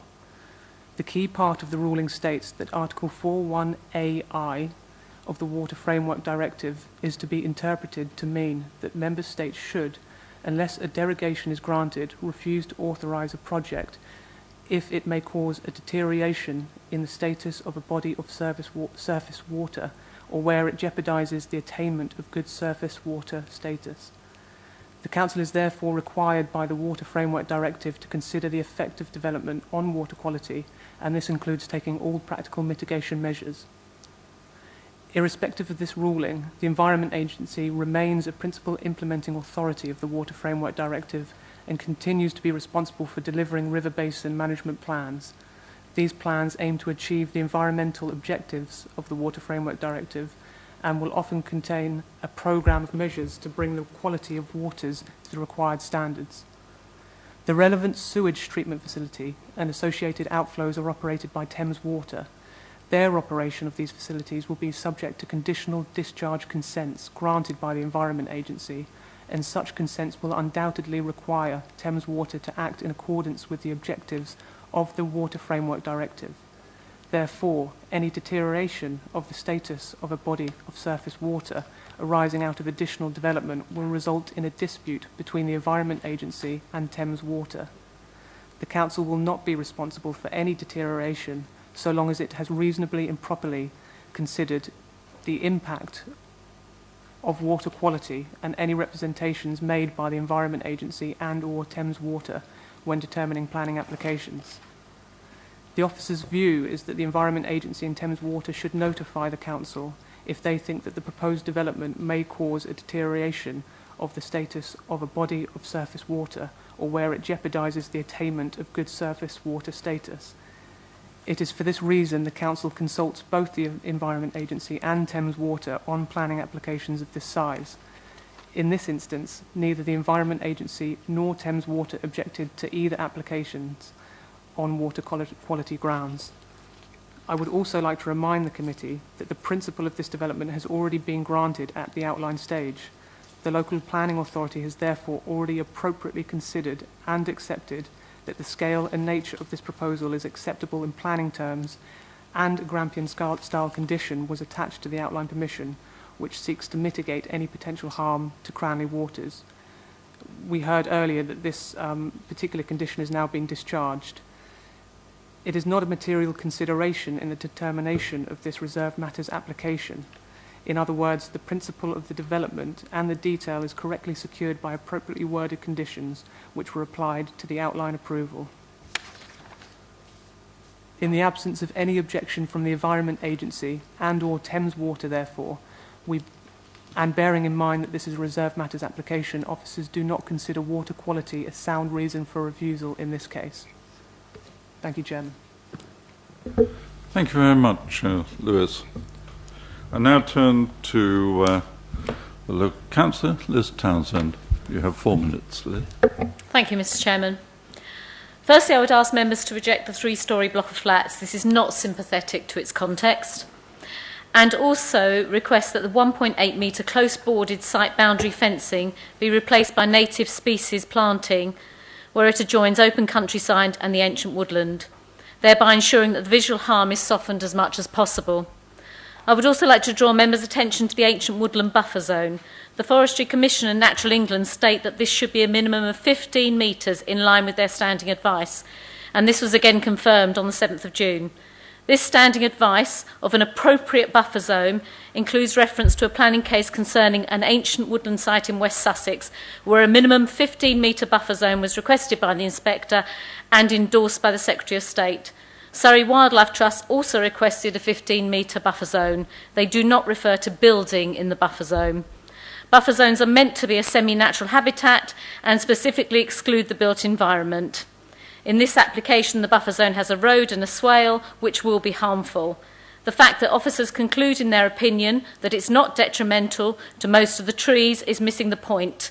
Ancient woodland is irreplaceable, and it's not just trees. It is the complete, undisturbed nature of the biodiversity and complex hydrology that justifies its protection under the MPPF. The buffer zone is needed to protect this. I would urge members to request further clarification on this point and to ensure that the permanent retention of a minimum 15-metre buffer zone is secured as part of this planning application and in line with planning policy. We have just heard reference to the last-minute discharge of condition number 14 and also about the Umwelt ruling. I would also draw members' attention to an email lodged against the application by the EA saying firmly that water quality is the responsibility of the planning authority. The Umwelt ruling states that deterioration means as soon as the status of one quality element falls by a class. Diatoms are already poor in Cranley waters. Has further deterioration been investigated? And have all, as the lawyer just stated, reasonable steps been taken to mitigate any adverse impact? I would ask members to inquire what actual steps have been taken to ensure that water quality is not impacted. Finally, with yet another burst asbestos cement water pipe today in Cranley, I'm extremely saddened by the acceptance of a 3-year-old flow report from Thames Water carried out long before significant development was approved. Is this acceptable evidence of a water supply impact study?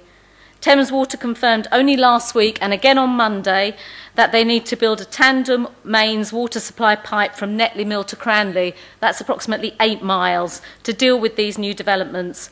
Bearing in mind that this development links up to the existing asbestos drinking water pipe in Allfold Road, and how aware we now are of the problems with the drinking water network in Cranley, I would have expected far more care to have been taken to this aspect and any potential risk to residents. I would urge members to defer this application and to request an up-to-date study and await the water supply test results from Thames Water regarding the presence of asbestos fibres in the drinking water. Thank you, Mr. Chairman. Thank you, Councillor. Members.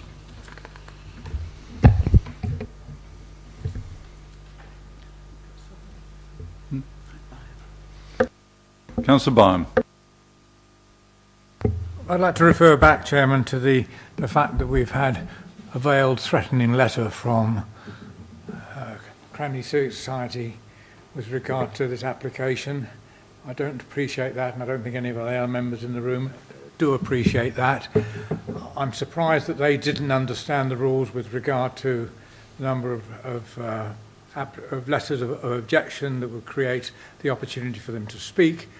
They haven't attended here tonight, I don't think, but of course we have a councillor here who I think was a member of the and may still be a member of civic society, so perhaps she is representing them, and certainly her stance and her speech just now indicates that to me, that that is what the situation is. So it puts it in a bad light, and the fact that Councillor Forieska had to leave, we don't know what that was about in detail. It probably is about the same or a similar subject. So I'm not happy. Councillor Mudner. Thank you, Chairman. In view of the comments made by Councillor Townsend, which seemed to me to be of some gravity, could the officers please respond to them? Peter Cleveland. Thank you, Chairman. I've made a note. There's quite a lot of comments. Do you want me to pick off each one? Or, I mean, we've given the legal advice on the water quality thing, water quality position, and the position is that we've appropriately assessed that at the outline stage. So I'm not going to add more to that in terms of what the legal advice is and taking account of that. What's before you tonight are the reserve matters, and they are the as listed out by by Chris in terms of detail. We obviously have the discharge of condition, and we've had the confirmation from Thames Water. They're satisfied with the level of information that's been provided to accommodate that additional flow from that development into their sewage works. They could accommodate the treatment, subject to the improvements to the link that they've set out in terms of the foul drainage. Some reference has also been made to the water quality. So water supply, asbestos and pipes. I was at a public meeting about this on Monday, and that specific point was raised. I don't claim to be an expert in that, but we had experts from public health and from the drinking water inspectorate that looked at that, and they do not agree with those conclusions. There's ongoing discussions and sort of a focus group as such to deal with a wider issue, but they were quite clear that they didn't agree with the concerns that have been raised around that. But again, it's not really a matter that we're looking at tonight in terms of that provision, although the local concern that has an impact on that, but it's a separate matter that's been looked at. But hopefully that's helpful, just to clarify that position. I think the important point for me to pick up on in coming out of that is the ancient woodland point and the buffer. You would have seen in the officer report where officers have commented on that. There is, I mean, it's not just our view. We've taken advice from Surrey Wildlife Trust as our sort of retained ecological advisors that you'll be aware of, and they're satisfied. You'll see on page 110 that the buffer zone should be appropriate to protect the ecological value of the Little Mead Brook and obviously the ancient woodland beyond. And it goes on to talk about so long as the tree officer is satisfied, the proposals don't sort of impact on tree protection areas, things like that. There is, if Chris could just point to it, or just on screen, just to sort of on the buffer zone, sorry, where the road sort of angles up to the north, there is a slight encroachment there on some of the tree protection areas, but that is on trees that aren't actually classified ancient woodland. There's a section of that wooded area to the north that is ancient woodland, but the actual impact on the root system is not harmed in terms of the ancient woodland, but there is some impact on the wider sort of woodland beyond that. But there's an appropriate construction of the road that can take place technically to prevent any harm to that woodland, which is an important setting to the site as well. The other point I should clarify is we've got a buffer there. There's reference to the swale, and it should be semi-natural buffer there, and there is a slight element of the road that's in that buffer zone, but it is a maintained area. It's not a rear garden, it's not unsurveyed, it'll be part of the open space management of the site, and obviously the swales will need to be maintained as part of the SUD system. So whilst there is a slight encroachment, we're satisfied the advice being given that it would not harm the ecological value and the quality of the ancient woodland in that respect. So that's the only reason why we've accepted that slight encroachment. If there was any doubt about that, against standing advice, we wouldn't be in that position to offer you that advice. So hopefully that's helpful. I'll throw one in, if I may, just while you're on the ancient woodland. I have a dislike, put it bluntly, for wooden fences. I think a natural tree line would be far preferable in this situation. It's wooden fences require concrete posts and footings and everything else to make them really worthwhile. I don't think we want to see that in this part of the world. I really don't. Made this comment to you before many times, but perhaps you'd make a comment on that, whether we can condition that. Thank you, Chairman. We can condition that, or notwithstanding the proposed plans, we can require full details of that. Understanding is you want to prevent people being able to walk straight into the ancient woodland for the obvious issue. You don't want people traipsing through it and impacting on the ecological soil conditions, things like that. But I think we can secure an appropriate type of fencing which is less intrusive if members feel that's a significant point. So happy to draft some wording of a condition that says notwithstanding that detail, we can secure that at a later date. Is that helpful? Thank you very much, Peter. Councillor Hyman. Thank you, Chairman. I've got a number of concerns here. One of them, as a general concern, is that we're being asked to agree the discharge of a number of conditions, or we're agreeing the details of conditions. Now, you know, I've seen this, how this applies to a large scheme elsewhere, and very disturbed by the way that it's done, and I certainly don't think that something where it is a delegated responsibility of officers should be put on us when we haven't seen the details that that we are supposedly going to put our names to and take responsibility for. So I would ask, Chairman, what other members think about, and we can get to that perhaps later on in the debate, but I would like to register that we should not be taking responsibility for something which the officers have responsibility for. It is delegated, and in effect what we're doing is very similar to where I tried to get an answer to a question simply, have we got the evidence from Natural England yet? And I'll never ever get an answer to that, quite clearly, Chairman, not from you or anyone else. We'll get the same sort of answer to the, if we have problems after the discharge of conditions. You agreed to it, where, you know, obviously with the Thames Basin Needs issue, we've got a policy we agreed to, supposedly, not I but others, and we'll get the same thing if we've agreed to discharging a condition that perhaps shouldn't have been. So I do have a problem with this, all these discharging conditions coming to us. They're not our responsibility. We shouldn't take responsibility for them unless we've got the details in front of us, and we do agree to them in that detail. Anyway, back to the Cranley Civic Society comments.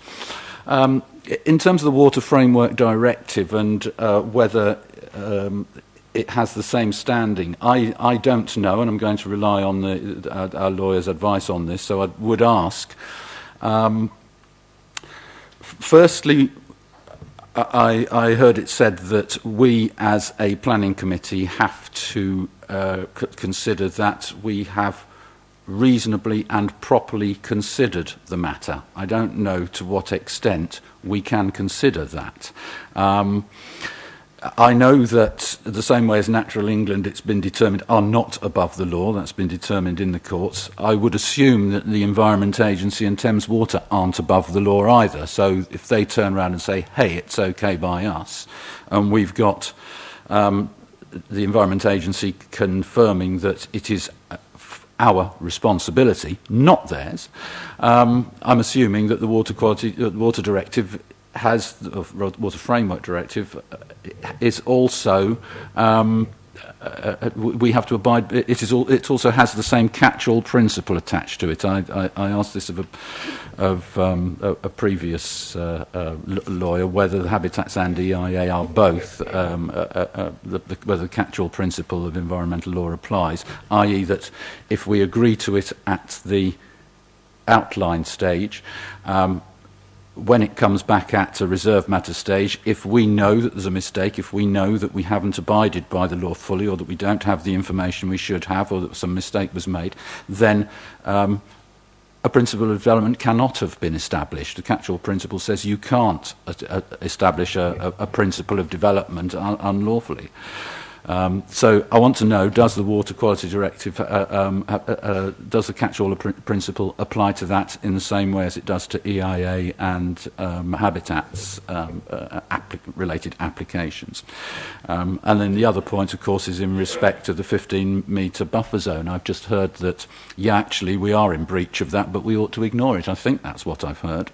I'm not sure that, you know, if it's no development... I think that's an error on your part.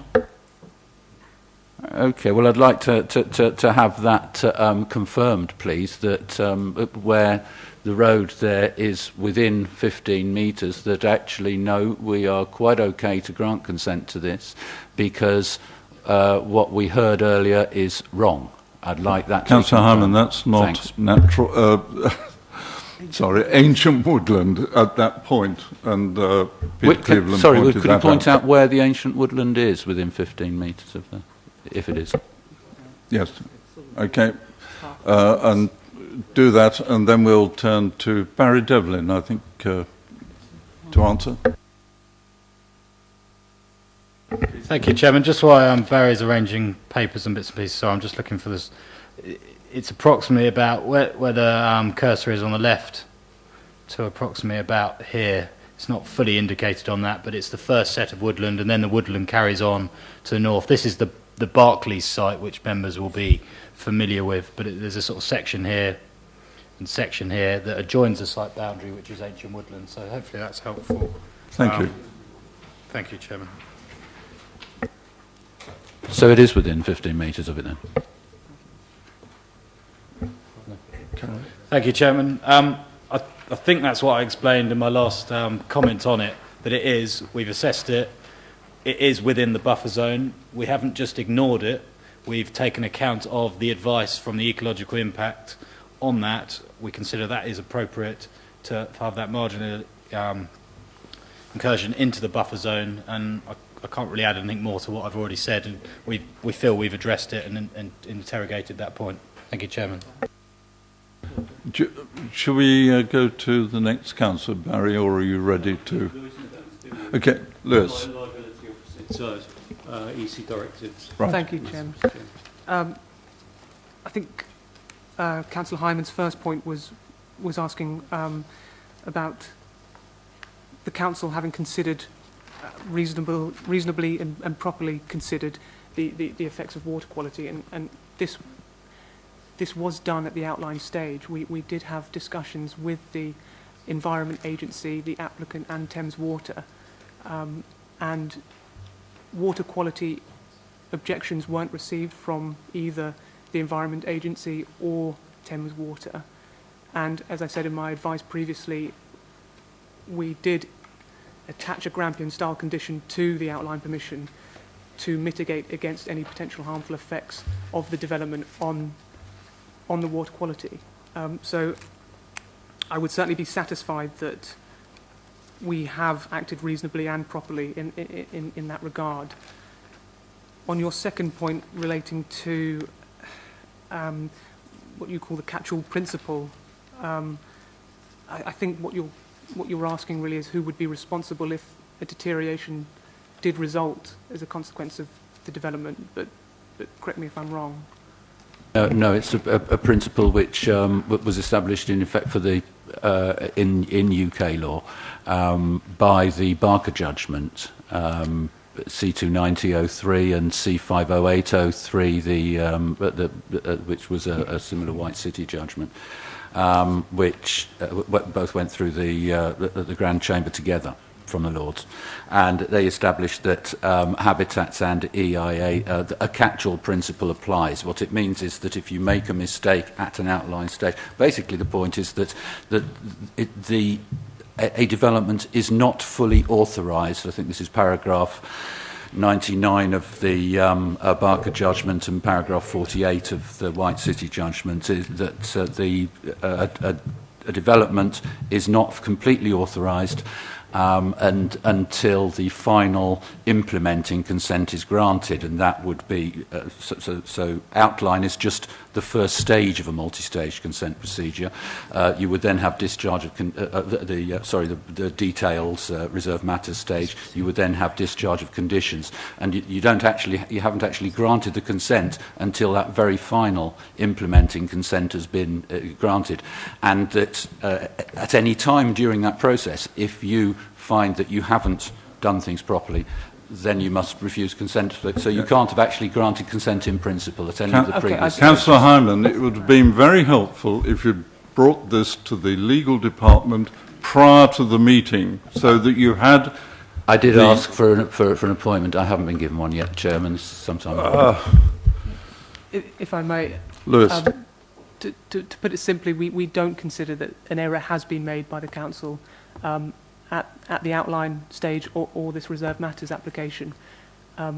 We did act reasonably and properly in the consultations that we carried out.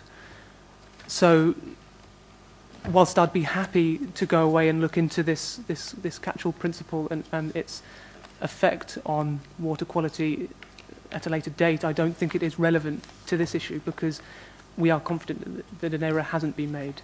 I don't know whether my colleague Barry Devlin wanted to add anything to that.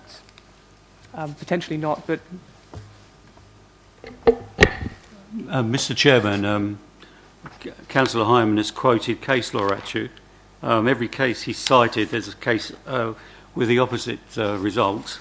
I don't think we really need to go into the jurisprudence of the screening processes and the full environmental processes of assessments.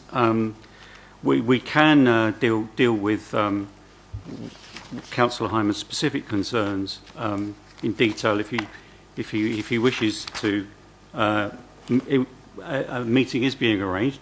I would like to put to committee a recent decision involving one of the FRAC-free cases at Balcombe, where there was a diligent inquiry into the role of the parallel regulatory authorities, and as here, the Environment Agency signed off on the effects of the water environment of the fracking proposal. It also signed off on the safety aspects of the drilling in terms of the Health and Safety Executive.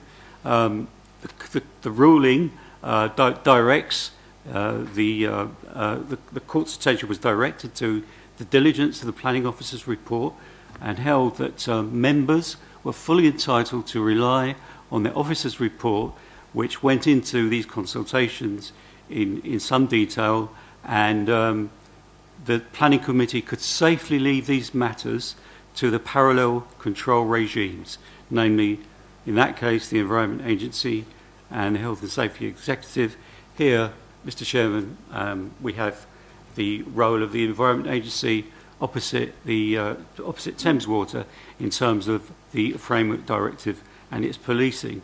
And in that regard, specifically, there is the environmental permitting regime, and there will be a discharge consent issued by the Environment Agency, which they will police, and any breach of that is capable of a significant criminal proceeding. There is also a process of enforcement noticing. I think this committee can safely and wholeheartedly assume that these matters have been thoroughly investigated and are within the jurisdiction of these parallel statutory controls. And in terms of personal liability of members, which I think Councillor Hyman alluded to at the beginning of his statement to committee, as long as you rely on the advice given to you by your officers, which to you appears to be diligent, you are completely safe in terms of any personal liability. Those liabilities would fall on the council. Cases where planning committees have been held liable in negligence are rare. There are some, but they are very rare. I think the point that Councillor Hyman has raised in this regard with respect to him is nebulous, and That's all I have to say, Mr. Chairman. Thank you. Thank you very much, Barry Devlin. Councillor Holder. Thank you, Chairman. I'm just wondering about the exact definition of this buffer zone. In this very excellent thing that we collected from Godalming Post Office at immense expense this morning, the applicant shows a gap of 20 metres between the edge of the house and the beginning of the buffer zone.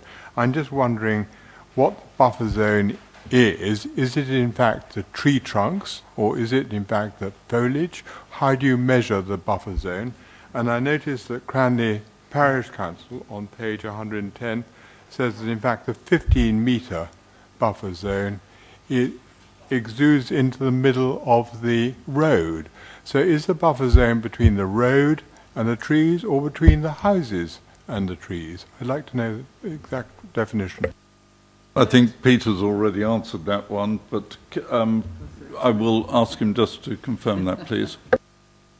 I think the one point which I haven't commented on, I think, is where the position of the ancient woodland is taken from, so where the buffer's taken from, and that is taken from the area of the designated part of the ancient woodland, and that slightly crosses in and goes over the red edge boundary of the site, but only very minimally.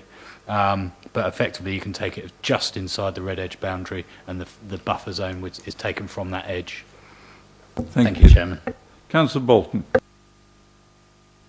Thank you, Mr. Chairman. I think my questions have been answered, but I've thought of another question. What is actually the linear scale of that plan, please?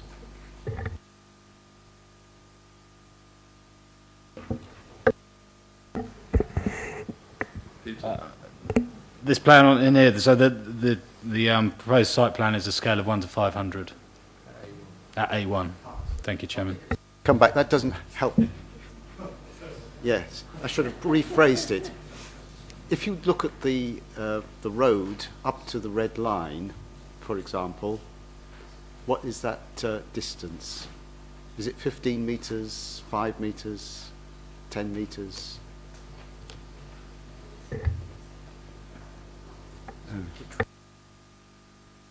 While you're measuring that, can I turn to Councillor Patricia Ellis? Patricia, you're on. I'm sorry, Councillor Ellis. I was just saying, I think they've forgotten me, but thank you very much.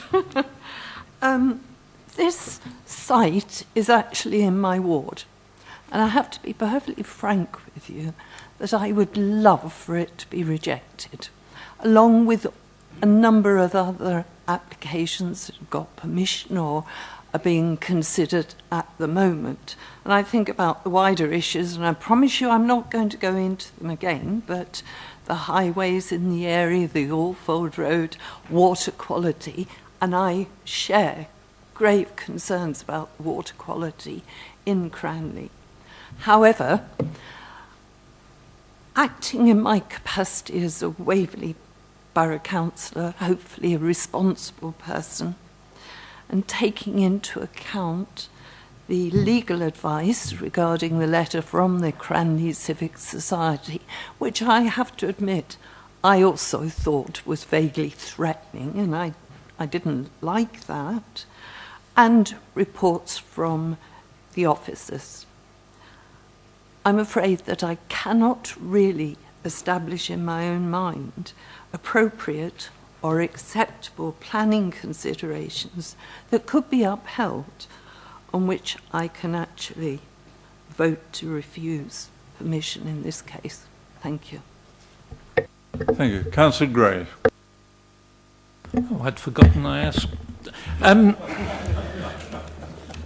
Just going back, I think it's something that Councillor Townsend raised, which was the height of the blocks, and I think when I heard the heights, it might have been round the wrong way, because I was told that block 2 was higher than block 1, and I think I heard the 7.4 metres for block 2 and 8.8 for block 1. Could I have confirmation on that?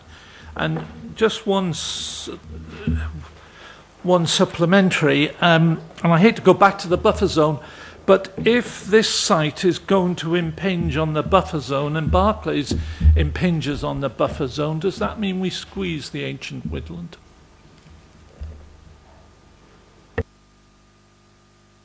Peter Cleveland. Thank you, Chairman. I don't know how many people sat in on the Barclays appeal and inquiry, but that matter was discussed at great length, and we actually tried to advance the argument of the loss of ancient woodland around that, and they accepted that there would be a loss, and there would be a road running through it along the northern part. We're satisfied that with the buffer there'd be harm up there, which was accepted and taken by the inspector, but the provision of the housing and the other benefits outweighed that. But we're satisfied that with the buffer that's proposed and the layout of Little Meadow, there wouldn't be any additional harm to that ancient woodland. So I think that's the answer. I think Chris is just checking on the measurements for you. So thank you, Chairman. Councillor Goodrich. Thank you, Mr. Chairman. I would like to thank our legal officers for their considered advice. As a retired solicitor, I have never challenged in public our legal officers and wouldn't do so without having spoken to them first and expressing a view and seeing what their response was. I would suggest my fellow councillors, particularly those that perhaps have less legal knowledge than I have, should behave accordingly. I fully endorse your comments, and I have made them myself, I think. Councillor Mulliner. Sorry, Councillor. Take his French because he's got. Chris, you've got the answers. Sorry, I beg your pardon. Thank you, Chairman. Just to clarify the two, the apartment blocks. Block 1 is the lower in height, which is approximately 8.8 metres, and you can see that Block 2 is the taller property with the accommodation within the roof space. I've measured that at approximately 10.4 metres. Thank you, Chair. Thank you. Councillor Munn. Thank you, Chairman. Could I ask very politely that I'm not cut off in my prime this time?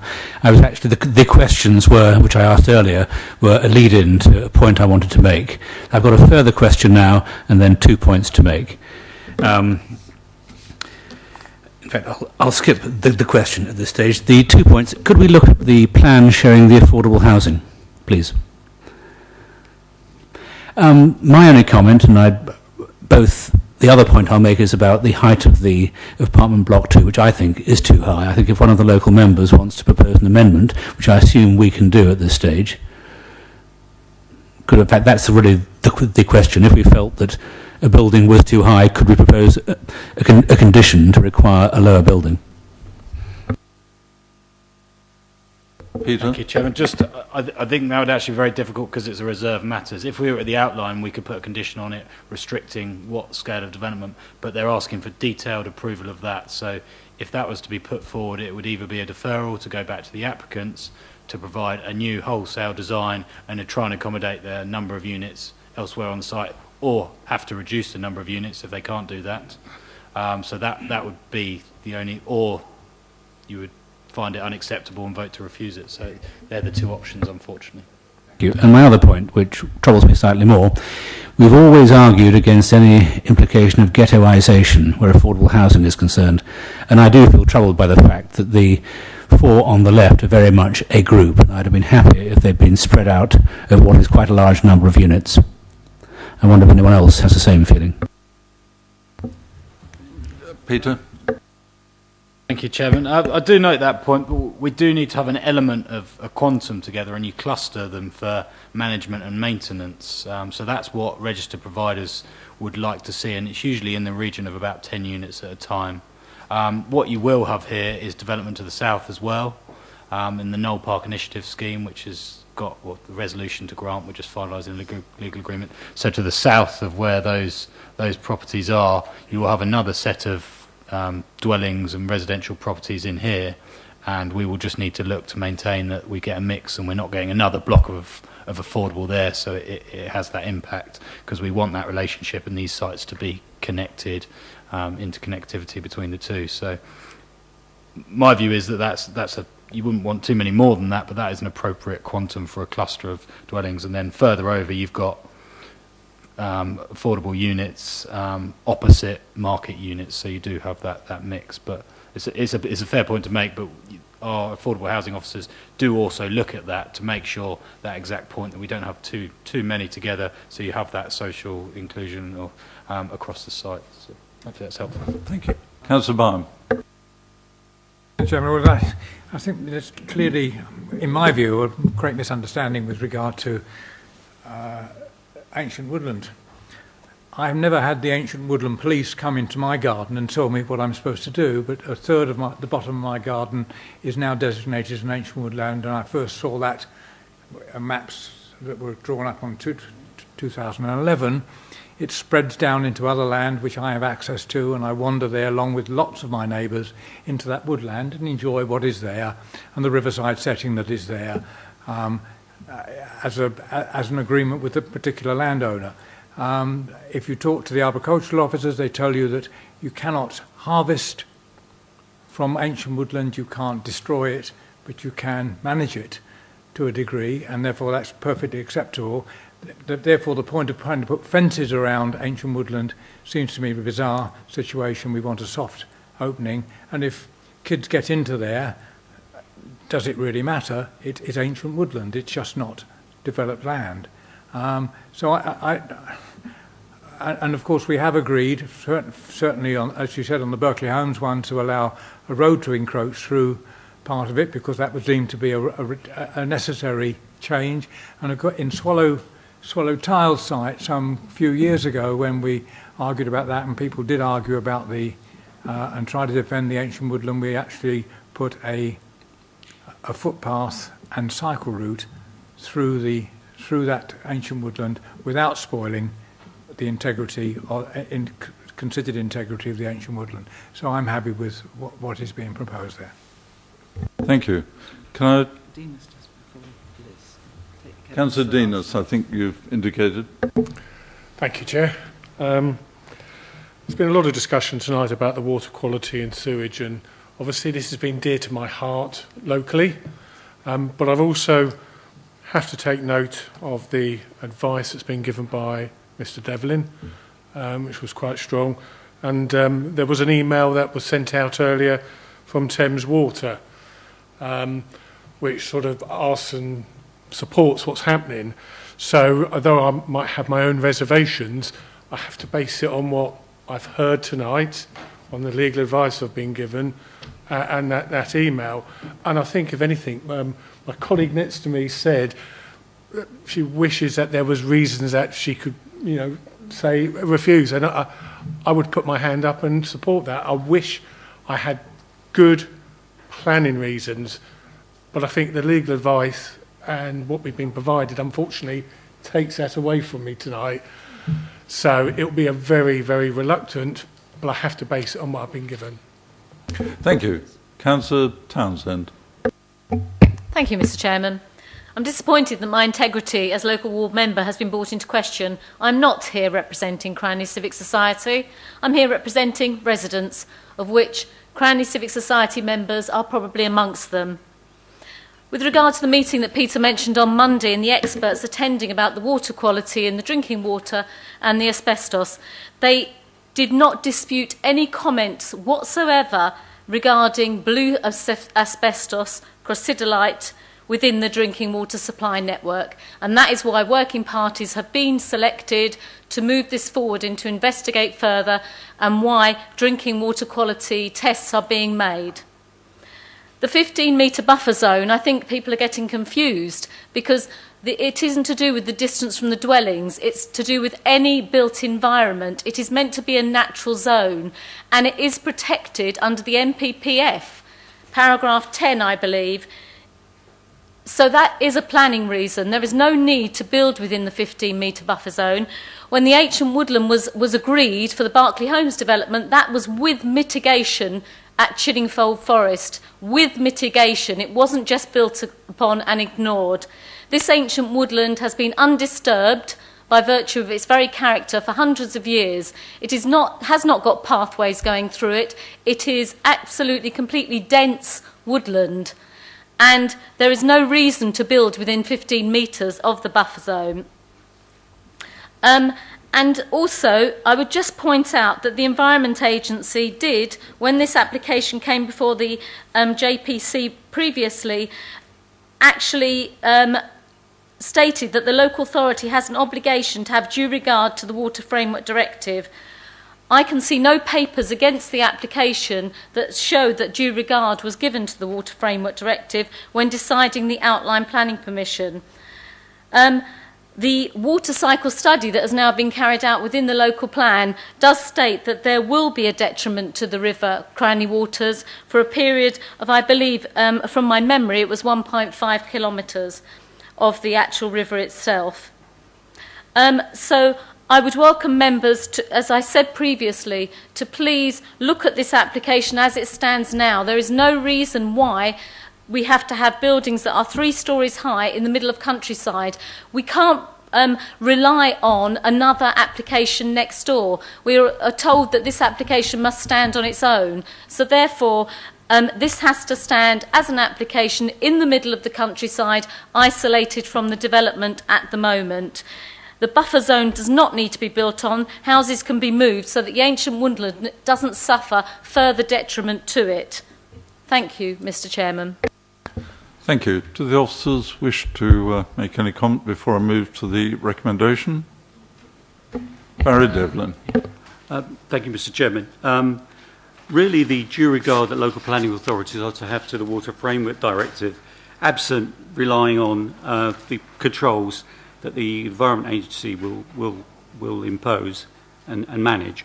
The primary role that we have as local planning authority is that of a spatial one, and this is outlined in an Environment Agency document, the Water Framework Directive and Planning, and sets out how we should seek to ensure compliance with the Water Framework Directive really through our spatial planning process.